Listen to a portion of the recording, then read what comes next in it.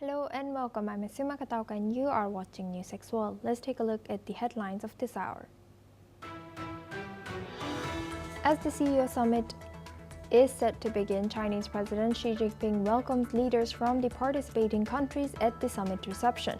The upcoming high-stakes meeting between leaders carries big weight as the world watches closely. Indian Prime Minister Narendra Modi is now in China for the first time in 7 years, and he has met with President Xi Jinping and has invited him to the BRICS summit in India next year. He is also to meet with Prime Minister Oli of Nepal. The high-stakes summit meetings comes just 5 days after new US tariffs on India has taken effect. Russia has shot down 112 Ukrainian drones in the past 24 hours and struck port infrastructure used for military purposes.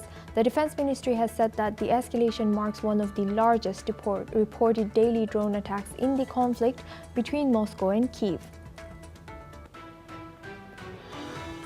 Israeli forces have attacked Gaza City suburbs overnight with air and ground strikes, killing at least 18 people, including 13 near an aid site, according to media reports. Prime Minister Benjamin Netanyahu is set to convene his security cabinet today to discuss a plan to seize Gaza City entirely amid escalating evacuation concerns and severe aid shortages. Pope Leo, the first US-born leader of the Catholic Church, has urged an end to the pandemic of arms after an August 27th mass shooting at Minnesota Catholic School that has killed 2 children. He has then offered prayers for the victims of the tragedy during the prayer in St. Petersburg Square. Israeli strikes on the Yemen capital yesterday have reportedly killed the Houthi Prime Minister Ahmed al-Rahavi and alongside him other Houthi senior officials whose names have not been disclosed yet.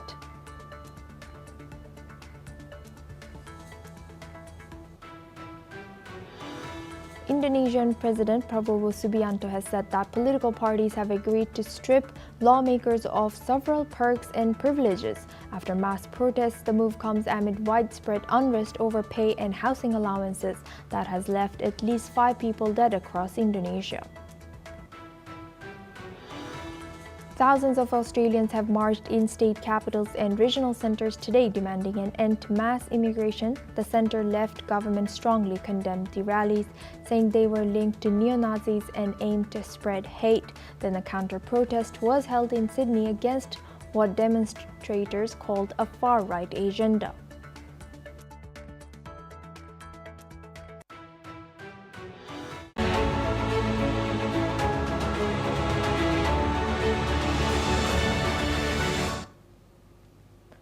The 2025 Shanghai Cooperation Organization Summit is set to open today in Tianjin, drawing over 20 leaders to deliberate on key global issues. In the latest developments at the SCO Summit in Tianjin, Russian President Vladimir Putin has met Armenian Prime Minister Nikol Pashinyan, while Chinese President Xi Jinping held talks with the President of Kyrgyzstan.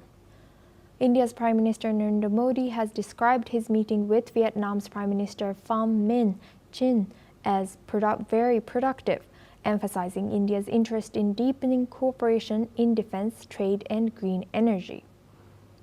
China's Vice Premier met with ASEAN Secretary General and Xi and has stressed that the SCO must take on greater responsibilities to safeguard peace and promote development in an uncertain world. On the sidelines, Xi and Modi have agreed that China and India are partners rather than rivals, reinforcing regional cooperation. This year's summit comes against the backdrop of rising global conflicts, US tariffs on India, and growing digital security threats. Leaders are expected to deliberate on energy counterterrorism and regional stability while projecting the SCO as a non-Western power bloc. Now for this discussion, we are joined by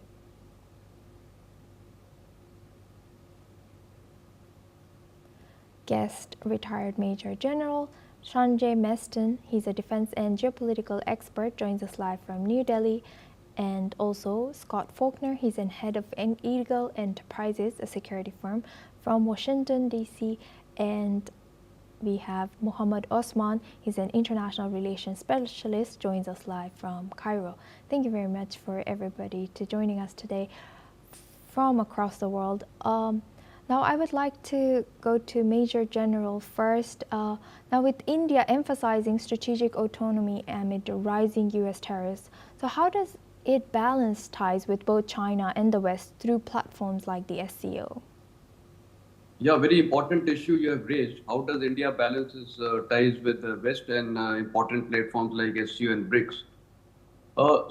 Firstly, we have to accept certain ground realities.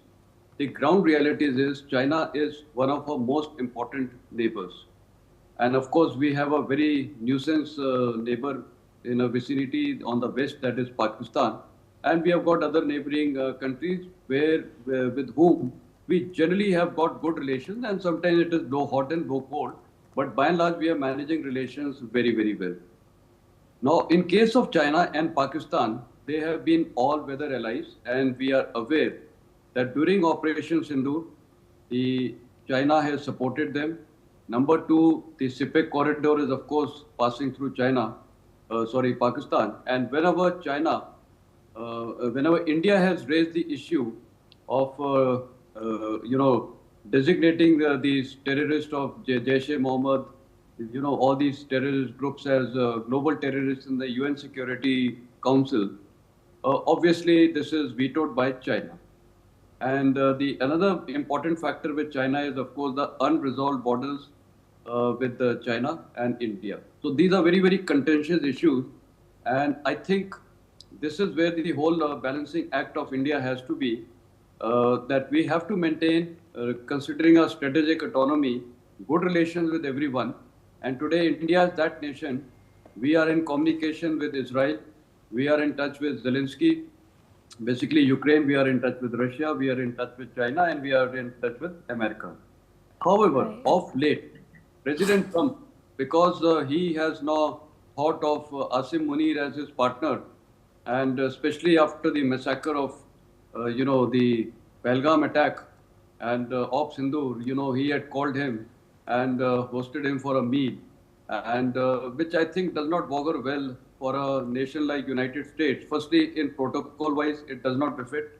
Number two, a terrorist nation's head of the army has been called and, given unnecessary importance and due importance. Now, considering this factor, this has been a very, very important factor that today when Trump is aligning with Pakistan, number two, unnecessarily it is imposing this penalty of 25% and overall tariffs of 50% on India.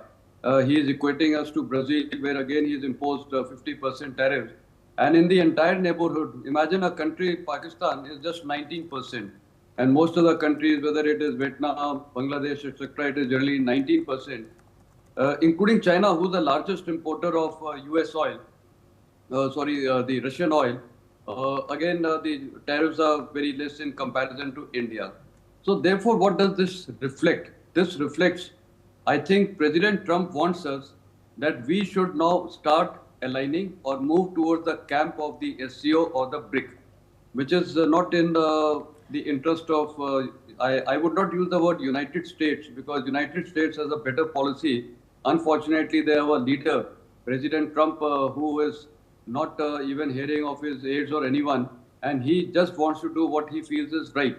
He is not a statesman. So he is harming the relationship which was established between India and America over a period of 25 years. So what I foresee is Major General, thank you very much for sharing that. Now, from building on your answer about the relationship that India and US has developed, I would like to ask questions from Scott. Thank you, Scott, again for waiting and staying with us. Scott, with India and China emphasizing partnership over rivalry at this summit, how should Washington interpret these developments in terms of its Indo-Pacific strategy? Do you think this challenges US's efforts to position India as a strategic counterweight to China before? It is very complex. Modi and Xi had over an hour meeting, one-on-one, and their foreign ministers also met. And so it's going to be interesting to see if anything real comes from that. And certainly the pageantry of this, of the SCO Summit, will that translate into policy? We'll see. Right now, everybody's still talking in very lofty terms. People are still talking very vaguely about the future. It's always nice to say everyone should be cooperative, everyone should be settling things peacefully, everyone should be seeking more economic integration and more trade. But will this translate into anything very specific? That's still to be seen. In terms of the U.S. and the SCO Summit, the U.S. has obviously done a lot of things that are perplexing not only to India and to the world, but to a lot of us in the United States.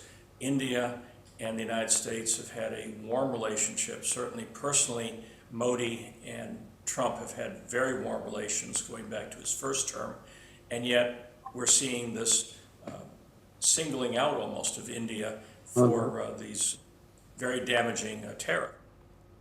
Thank you very much, Scott, for sharing that. Mohammed, now I would like to come to our guest, Mohammed. Mohammed, thank you very much for joining us and waiting and staying with us. Now, how do you view this SCO? Do you think that this is a strong enough bloc to counter Western alliances? Thank you for having me, and greetings to you, your audience, and your honorable guests. I wouldn't go as far as it being a counterweight to established Western-dominated institutions, which the major countries in the SCO, in the Shanghai Cooperation Organization, or BRICS, or any other entity formed by the Global South or powers in the East, most of them also are very well integrated in those states in Western-dominated institutions. So they are an effort to push for a more diversification of the institutional framework of the international system. The Shanghai Cooperation Organization has very promising prospects, yet we should never forget that this organization existed since the mid-1990s. And so far, the effectiveness of this organization has always been limited to some sort of security cooperation between some even of the member countries, and not all of them, and also some forms of economic cooperation that is basically based on the Thank you very much to all our guests for joining us. That was Mohammed and Scott and Major General. The Ministry of External Affairs of India is now holding a special briefing on Indian Prime Minister Narendra Modi's visit to China. Let's cut across. This is the second meeting between the two leaders in the space of less than a year. There was their last meeting was in Kazan in October last year, where they had laid down certain strategic guidelines for the development of bilateral relations and set out certain goals to be achieved by the two sides. In their meeting this morning, both the leaders were happy to note the progress that had been registered, the actions that had been taken since the meeting in Kazan, and the momentum that had been maintained in bilateral relations since that meeting, especially in the domain of people-to-people relations. This morning, the leaders shared with each other their perspectives for longer-term growth and development of the two countries. They spoke about their respective understanding of principles for bilateral relations, which it is expected will help guide the future work of the two sides as we work on other aspects of the relationship. For instance, they both agreed that the two countries were primarily focused on their domestic development goals, and in this they were partners rather than rivals. It was also an element of consensus between them that a stable and amicable relationship between India and China can be to the benefit of the 2.8 billion people who live in the two countries. The common interests of the two countries outweigh their differences, and the two leaders also shared a consensus on the fact that differences should not be allowed to be turned into disputes. It was also understood that it is critical that India and China grow and cooperate if there is to be an Asian century and a functioning multipolar world order with a multipolar Asia at its heart. President Xi made 4 suggestions to further upgrade bilateral relations, namely to strengthen strategic communication and deepen mutual trust, to expand exchanges and cooperation to achieve mutual benefit and win-win results, to accommodate each other's concerns, and finally to strengthen multilateral cooperation to safeguard common interests. And all of these were responded to positively by Prime Minister Modi. The boundary issue also figured in the discussions.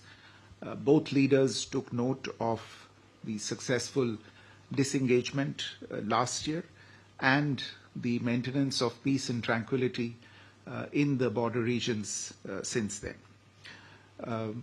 In voicing certain principles related to this issue, the Prime Minister underlined the need for peace and tranquility on the border areas for continued and smooth development of bilateral relations. And there was understanding on the need to maintain peace on the borders using the existing mechanisms and avoid disturbances to the overall relationship going forward.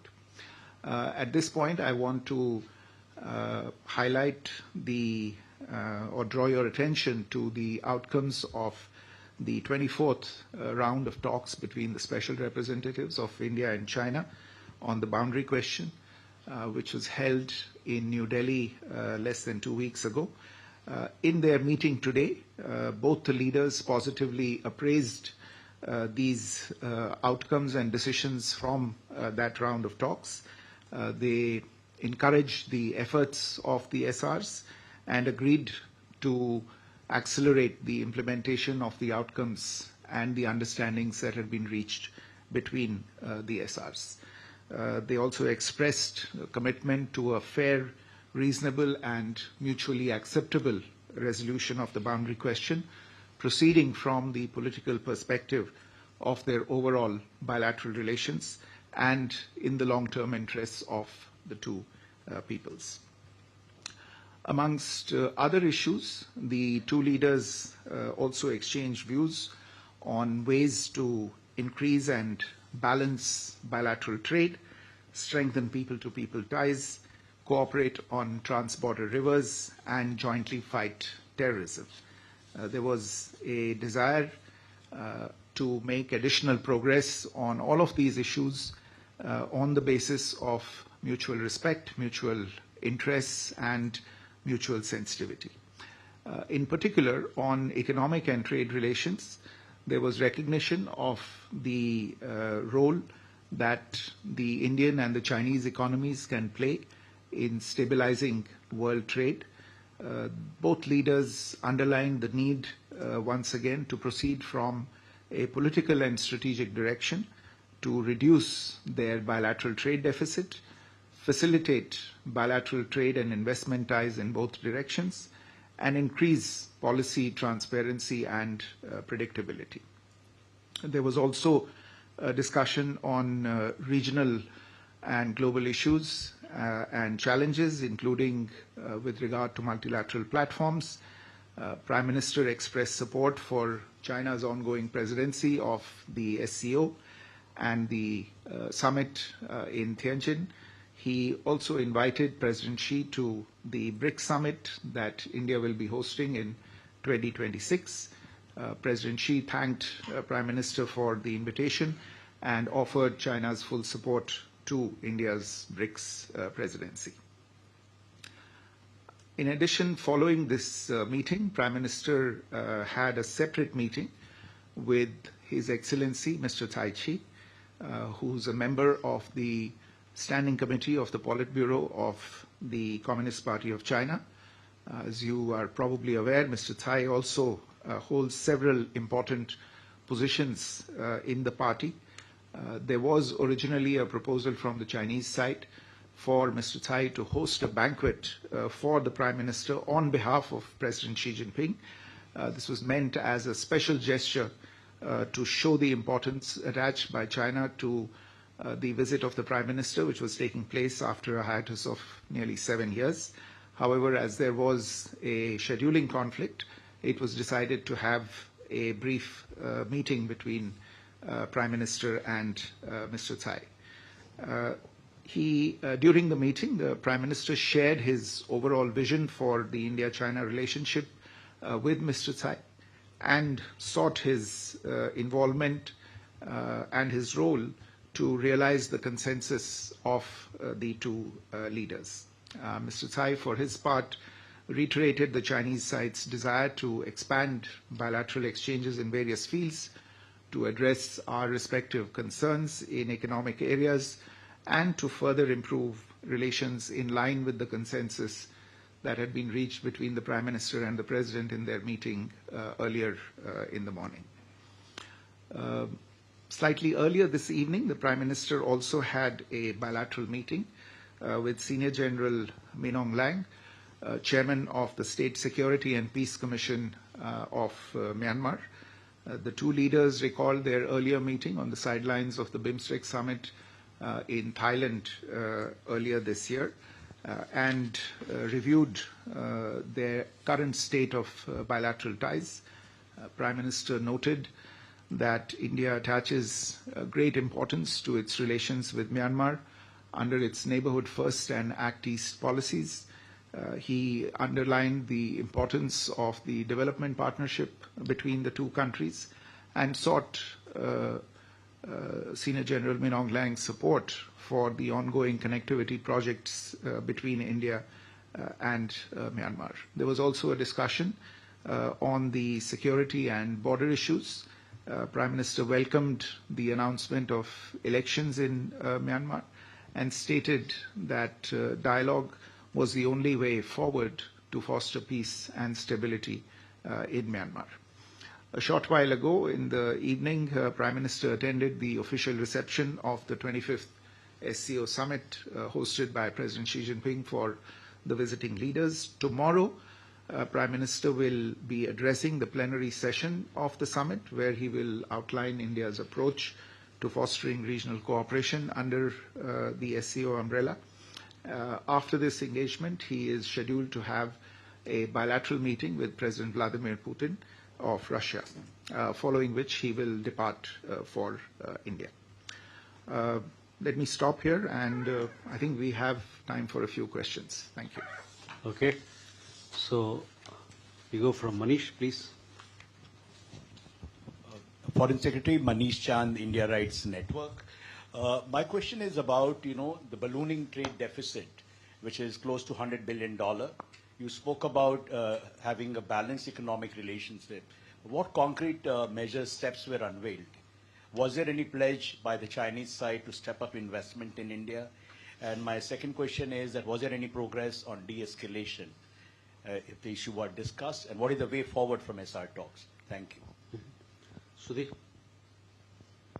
So, Sudhir Ranjan from Bloomberg, sir. On the border talks, you did mention about the SR level talks. How does it go forward from here? In particular, the issue of delimitation that has been mentioned in the last joint statement. Uma.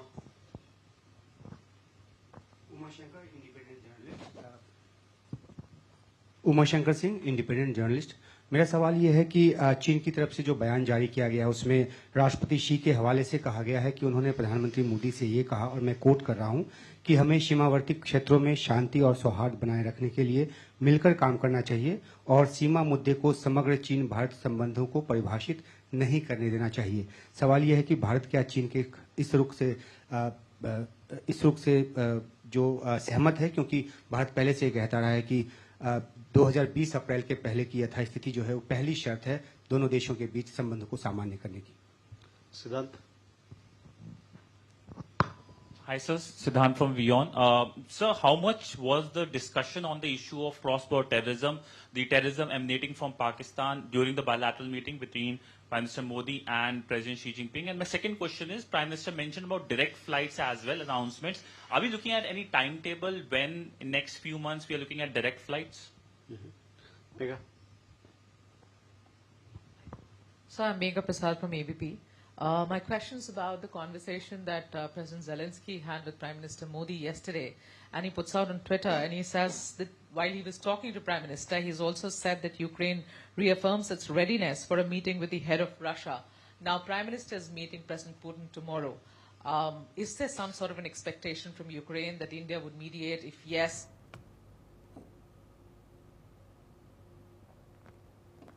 Now we are joined for this discussion by, again, Scott Faulkner. He's the head of Eagle Enterprises, a security firm in Washington, and another guest, Mohammed Osman. He's an international relations specialist, joins us live from Egypt, Cairo. Thank you very much to both our guests for joining us.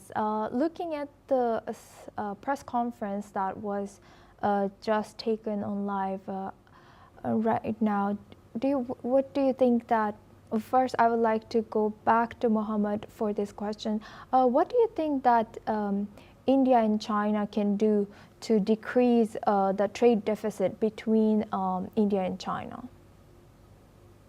I think that both countries now will be more than eager to tackle all of their differences and will head to more towards more economic integration and also enhancing their bilateral trade and ensuring that there is some sort of balance so that the trade deficit can be dealt with accordingly on consensual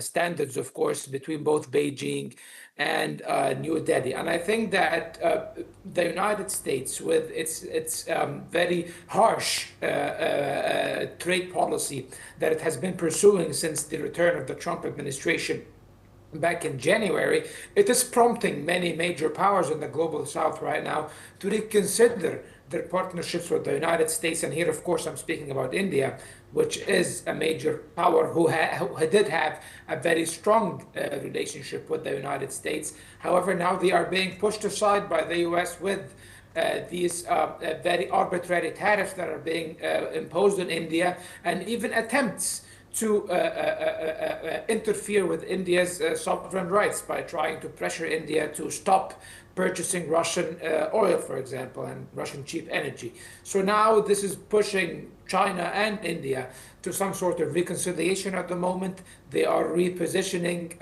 or restarting their dialogue, strategic dialogue once more.